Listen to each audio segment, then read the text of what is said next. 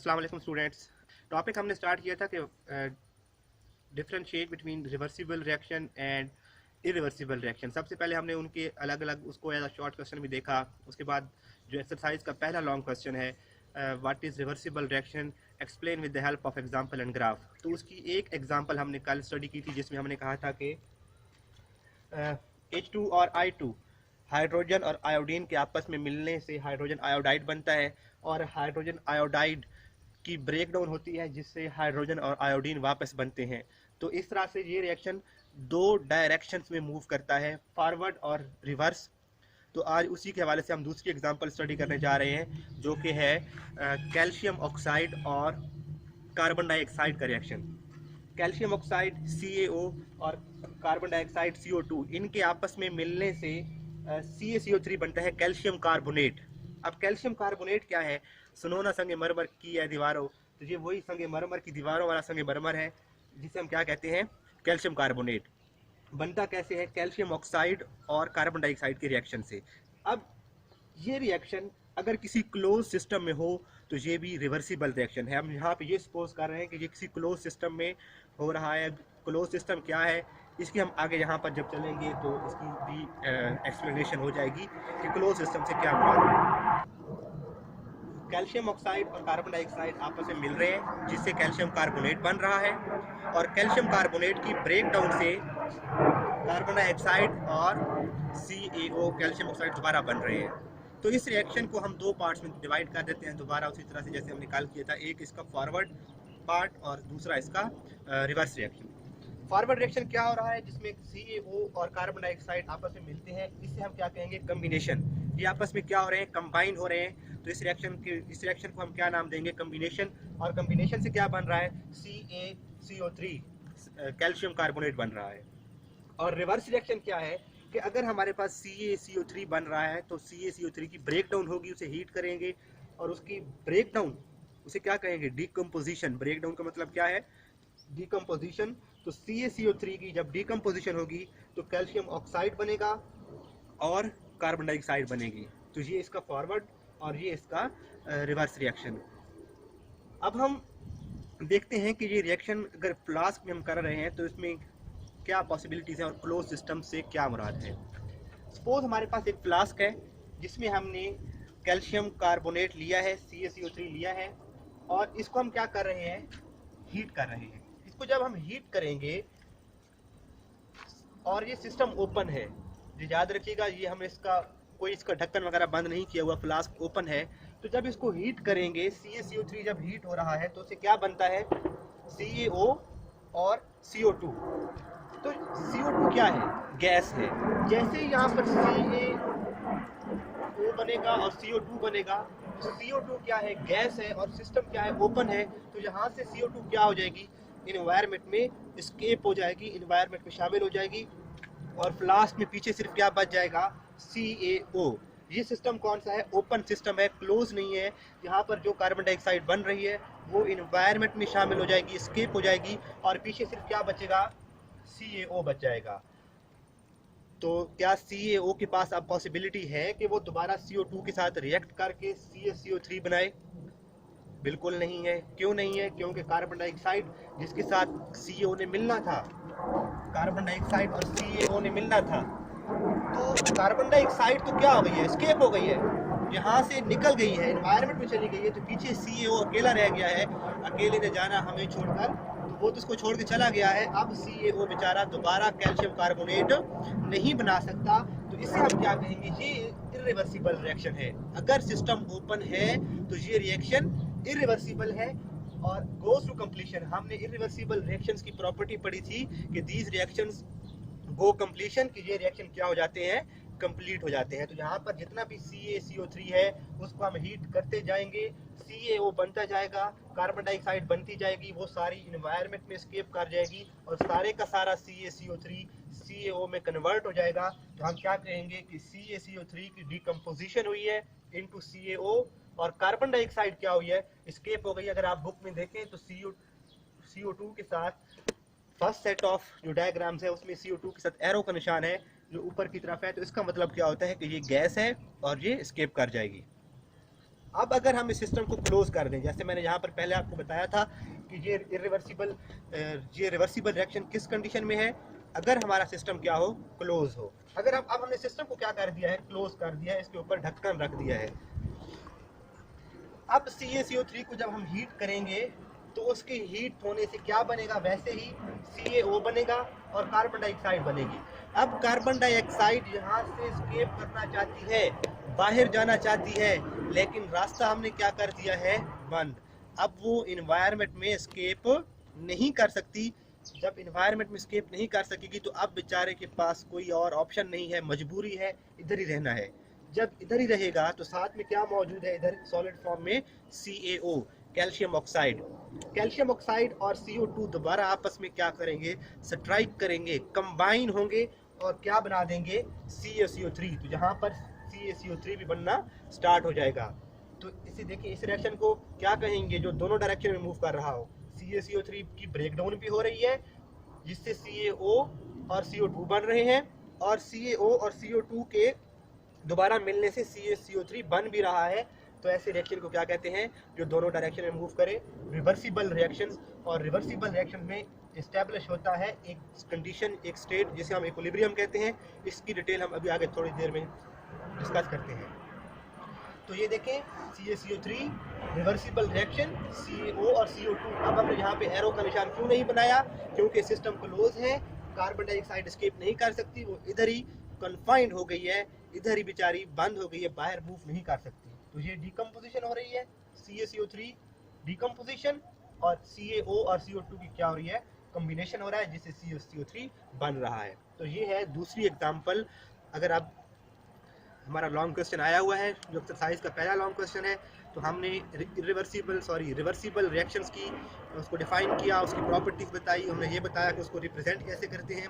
अब जब हम उसकी explanation with the help of example करेंगे तो आपकी मर्जी है, आप हाइड्रोजन आयोडाइड वाली एग्जांपल में फॉरवर्ड और रिवर्स रिएक्शन की हेल्प से उसको एक्सप्लेन कर दें, डायग्राम भी साथ आएगी। और आपकी मर्जी है कि आप एग्जाम्पल 2 जो है कैल्शियम ऑक्साइड और कार्बन डाइऑक्साइड से, जिससे कैल्शियम कार्बोनेट बन रहा है और उसकी ब्रेक डाउन हो रही है, चाहें तो ये एग्जांपल दे दें, और यहाँ तक की डायग्राम्स में आपको यहाँ तक सारा लिखना पड़ेगा एग्जांपल में। अब हम आगे देखते हैं चलकर कि ये इक्विलिब्रियम क्या है।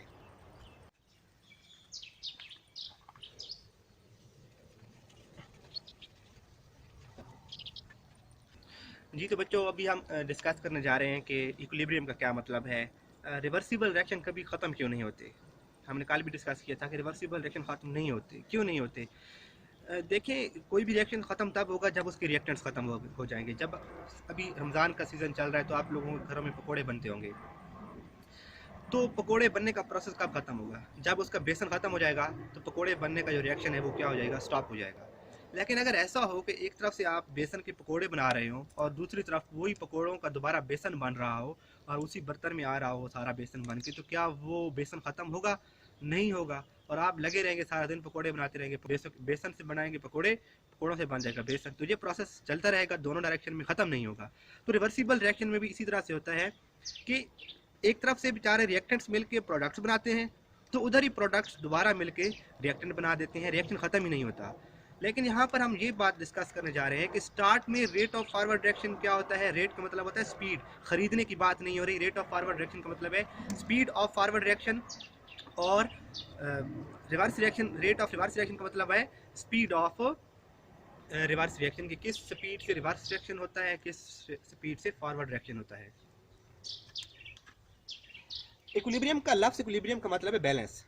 अब यहाँ पर देखें, सपोज हम अपने समझने के लिए ये वैल्यूज़ लिख रहे हैं, इनको कभी पेपर में ना लिखिएगा, इनकी कोई वैसे ऐसे नंबर नहीं होते। हम सिर्फ अपने समझने के लिए, अपने कॉन्सेप्ट को क्लियर करने के लिए ये एग्जांपल ले रहे हैं। आयोडीन और हाइड्रोजन, H2 और I2 आपस में मिल रहे हैं, जिनके मिलने से 2 हाइड्रोजन आयोडाइड बन रहा है। सपोज हमने एक फ्लास्क ली, उसमें हमने हाइड्रोजन और आयोडीन गैस को ले लिया। फर्ज करें हाइड्रोजन के भी 100 मॉलिक्यूल्स हैं, आयोडीन के भी 100 मॉलिक्यूल्स हैं। अभी बिल्कुल रिएक्शन स्टार्ट नहीं हुआ। जब रिएक्शन स्टार्ट नहीं हुआ तो प्रोडक्ट्स कितने होंगे, 0 है। हम एट द वेरी बिगिनिंग बात कर रहे हैं, बिल्कुल अभी स्टार्ट होने की समय है। और यहाँ पर हाइड्रोजन आयोडाइड के कितने मॉलिक्यूल्स हैं, 0 मालिक्यूल बना है, रिएक्शन स्टार्ट होने लगा है। अब देखिए बेटा, जब 100 मालिक्यूल एक तरफ से भाग के आ रहे हैं H2 के, 100 मालिक्यूल्स आ रहे हैं कोलाइड करने के लिए I2 के, तो इनका आपस में टकराने के चांसेस ज़्यादा हैं। 100 वर्सेस 100 के आपस में टकराने के चांसेस ज़्यादा हैं। तो स्टार्ट में रिएक्टेंट की तादाद बहुत ज़्यादा है और प्रोडक्ट की तादाद बहुत कम है, प्रोडक्ट की क्वांटिटी बहुत कम है। तो रिएक्टेंट बहुत स्पीड से एक दूसरे के साथ रिएक्ट करेंगे। तो जब रिएक्टेंट एक दूसरे के साथ रिएक्ट स्पीड से करेंगे तो रेट ऑफ फॉरवर्ड रिएक्शन क्या होगा? Very fast. In beginning forward reaction is too fast, बहुत ज्यादा होगा। सबसे ज्यादा स्पीड फॉरवर्ड रिएक्शन की इन स्टार्ट होती है, इन बिगिनिंग होती है। अब जब जो प्रोडक्ट्स हैं वो क्या है? जीरो हैं। तो रिवर्स रिएक्शन में क्या होता है? प्रोडक्ट्स की ब्रेक डाउन होती है। जब यहाँ पर प्रोडक्ट है ही नहीं, बनी नहीं है, तो वो टूटेगी कैसे? उसका रिवर्स रिएक्शन कैसे होगा? तो स्टार्ट में रिवर्स रिएक्शन की स्पीड क्या होती है? Too slow, almost zero.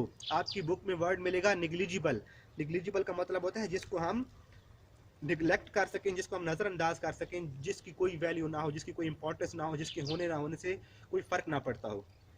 अब कुछ वक्त गुजरेगा, रिएक्टेंट की तादाद कम होने लग जाएगी और प्रोडक्ट्स की तादाद बढ़ने लग जाएगी। सपोज ये 100 से यहाँ पर आ गए 80 पर, ये भी 100 से कहाँ पर आ गए 80 पर, और अब हमारे पास प्रोडक्ट कितनी बन चुकी हैं? सपोज 20 बन चुकी हैं।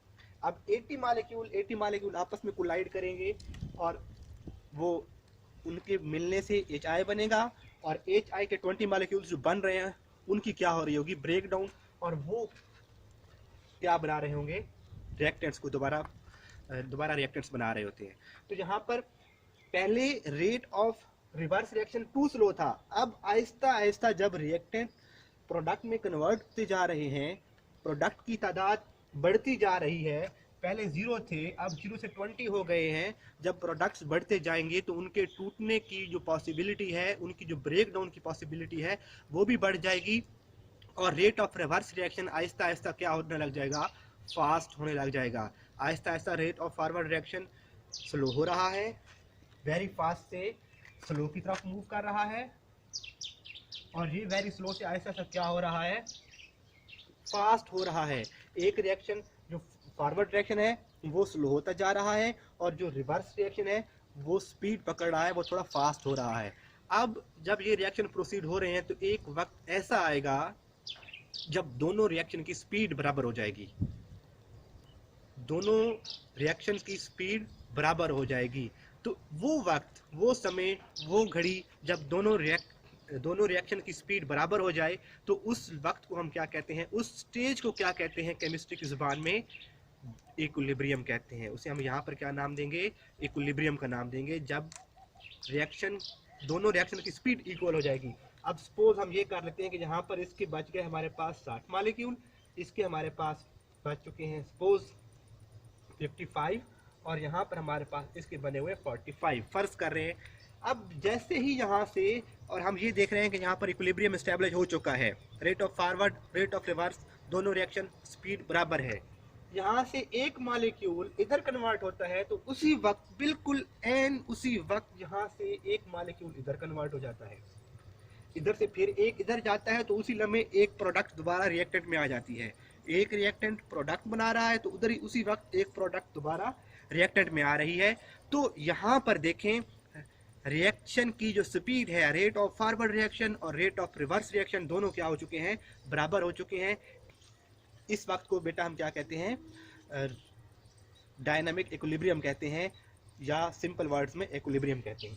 तो अब हम उसकी ग्राफिकल एक्सप्लेनेशन देखते हैं कि ग्राफिकल एक्सप्लेनेशन, उसको ग्राफ की हेल्प से हम कैसे एक्सप्लेन कर सकते हैं। यहाँ पे इक्विलिब्रियम के पेज में आपको दो इंपॉर्टेंट डेफिनेशन मिलेंगी कि इक्विलिब्रियम की दो टाइप्स हैं। एक है स्टैटिक इक्विलिब्रियम और एक है डायनामिक इक्विलिब्रियम। ये दोनों बहुत इंपॉर्टेंट शॉर्ट क्वेश्चन थे, बहुत ज़्यादा इंपॉर्टेंट शॉर्ट क्वेश्चन थे। इनको अभी हम डिस्कस करते हैं, लेकिन चूंकि अभी हम रेट ऑफ फॉरवर्ड और रेट ऑफ रिवर्स रिएक्शन की बात कर रहे थे, तो जो ग्राफिकल रिप्रेजेंटेशन है हम उसको इधर ही देख लेते हैं। एक्स एक्सिस और वाई एक्सिस पर हमने क्या ये लाइंस ड्रा की। ये हमारे पास क्या है? रेट ऑफ रिएक्शन है, ये टाइम है, एक्स एक्सिस पे आपको पता है बेटा हमेशा इंडिपेंडेंट वेरिएबल लेते हैं और टाइम इंडिपेंडेंट वेरिएबल है। टाइम के कम या ज़्यादा होने से रेट ऑफ रिएक्शन क्या हो रहा है, कम या ज़्यादा। तो यहाँ पर क्या है, रेट ऑफ रिएक्शन यहाँ पे हम लेंगे। अब अगर देखें स्टार्ट में जब टाइम 0 है तो रेट ऑफ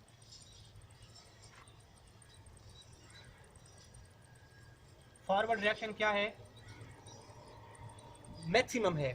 और जैसे जैसे टाइम गुजरता जाएगा, टाइम अब सपोज 10 सेकंड पाए हैं तो पहले रिएक्शन जहाँ रेट था अब उसका रेट यहाँ पर आगे कम होता जा रहा है।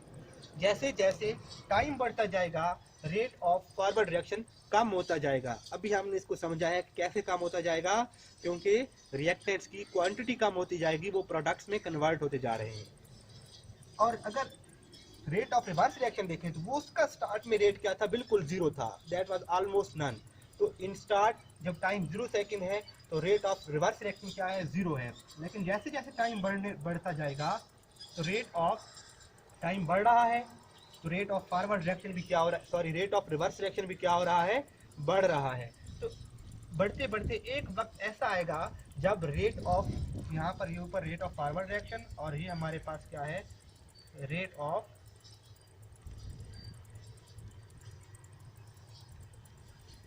Reverse reaction. Rate of reverse reaction क्या हो जाएगा, दोनों रेट ऑफ फॉरवर्ड और रेट ऑफ रिवर्स रिएक्शन बराबर हो जाएंगी।